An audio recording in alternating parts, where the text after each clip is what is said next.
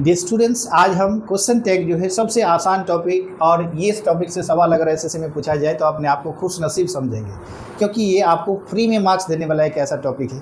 आइए कैसे ऐसे सवालों को इजीली चुटकियों में सॉल्व किया जा सकता है। सबसे पहले देखेंगे, इसका दो हिस्सा होता है या पार्ट होता है। कॉमा तक का पार्ट को हम स्टेटमेंट पार्ट बोलेंगे, जैसे शॉर्ट फॉर्म में हम एसपी कहते हैं, और कॉमा के बाद से क्वेश्चन मार्क तक जो सेंटेंस है उसे हम क्वेश्चन पार्ट यानी क्यूपी कहेंगे। हमें क्या करना है, स्टेटमेंट पार्ट का जो सब्जेक्ट है, इस सब्जेक्ट का एज ए प्रोनाउन फॉर्म हमें यहाँ से इधर ले जाना है।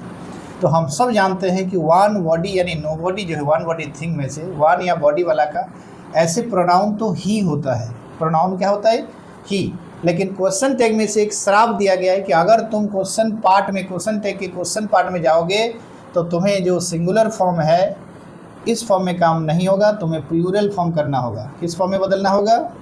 प्लूरल फॉर्म में। तो नोबडी का रियल फॉर्म जो है क्वेश्चन पार्ट में, यानी नोबडी का रियल आपका प्रोनाउन ही होगा पर्सनल प्रोनाउन में, जो कि एक सिंगुलर है। लेकिन जब ये क्वेश्चन पार्ट में यूज होगा तो इसे प्लूरल में बदलना होगा, और ही एक थर्ड पर्सन सिंगुलर नंबर है जिसे प्लूरल में बदलने से वो दे में कन्वर्ट होगा।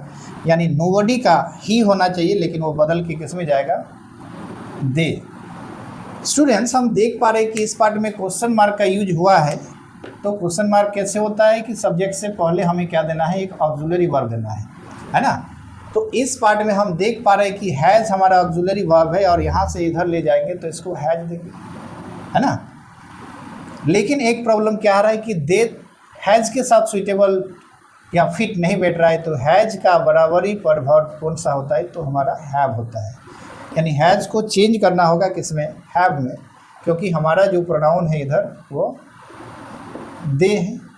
अब इस पार्ट का सेंस लेना है स्टेटमेंट पार्ट का। तो स्टेटमेंट पार्ट में नोबडी एक नेगेटिव सेंस वाला वर्ड है। कैसा सेंस?